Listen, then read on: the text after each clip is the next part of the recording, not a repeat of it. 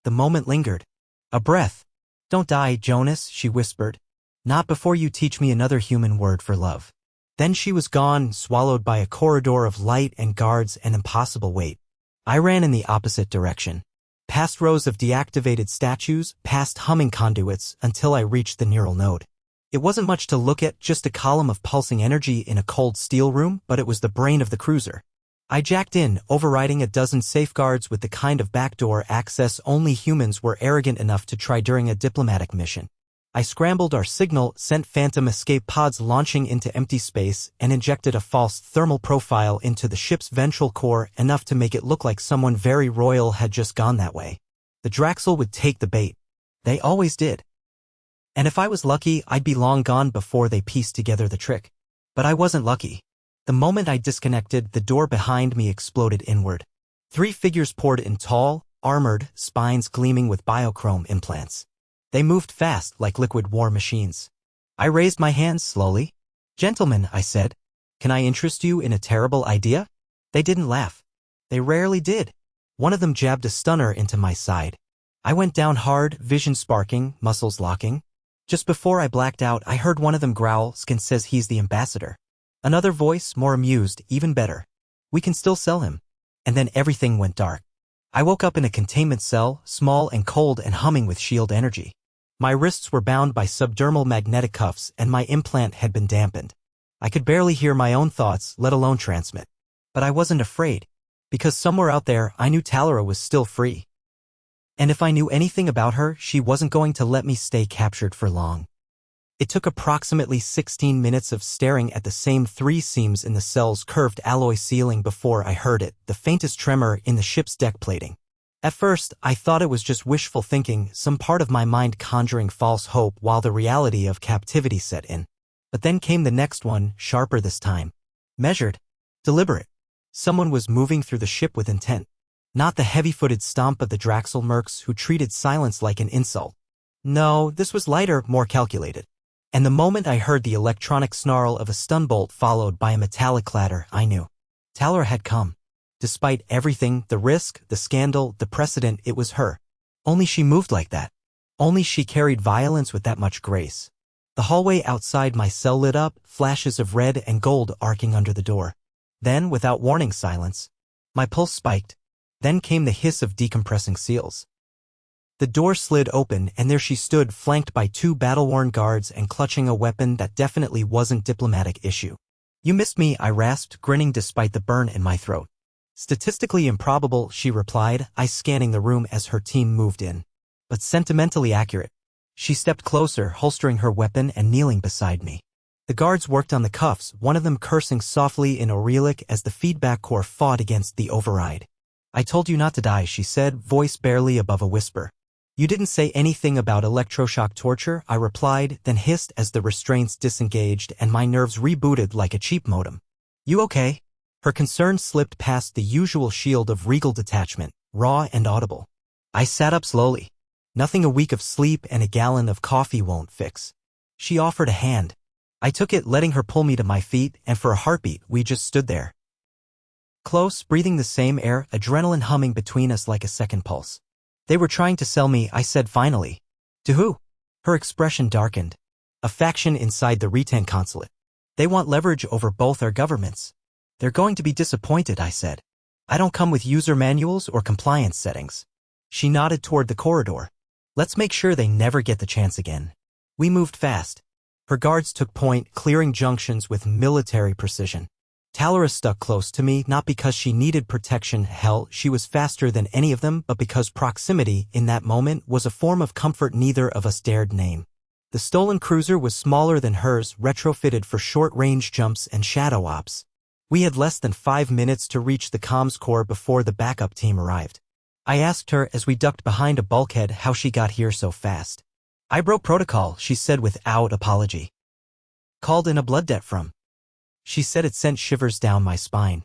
Whatever her past was, it was carved in sharper stone than I'd ever guessed. At the comms deck, we found what we were looking for, or rather, what we weren't. No crew. No signs of resistance. Just a terminal blinking with an open uplink. Talyra froze. They're not trying to flee, she said slowly. They're stalling. For what? I asked. She turned toward me, eyes wide with something I hadn't seen before, real fear. They're going to blow the ship. With us inside. The words had barely left her mouth when the deck lurched. Alarm screamed. I stumbled, grabbing the terminal for balance. How much time? I asked. Not enough, she said grimly, fingers flying over the console. Get to the escape pod. Not without you, I snapped. Jonas, she said, turning to face me, you need to trust me. I have an override, just go. I hesitated for half a second too long, and in that half second, she made the decision for me. She shoved me backward hard into the corridor, sealed the blast doors, and activated the internal pressure locks. I screamed her name, pounded the reinforced glass, but she was already inside, rerouting the ship's reactor manually. Talyra, I shouted. She glanced up once, met my eyes, and smiled, serene, defiant. This is what you taught me, she said, voice piped through the intercom. Humanity means choosing your moment, even if it's the last one. The next thing I knew, I was being dragged literally by one of her guards, shouting at me in broken standard as the ship shook itself apart. We dove into a launch chute, the pod sealing with a hiss. Through the tiny viewport, I saw the cruiser fracture, first in its hull, then in its power core, until the whole thing bloomed into silent fire. I didn't breathe. I couldn't. Not until the beacon inside the pod pinged. And then, after what felt like a lifetime, the signal resolved. One life form detected. Alive. Weak, but alive. Talyra.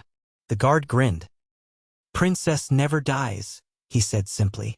I slumped back in the seat, tears I hadn't felt coming hot on my cheeks. No, I whispered. She lives, like a star that refuses to burn out.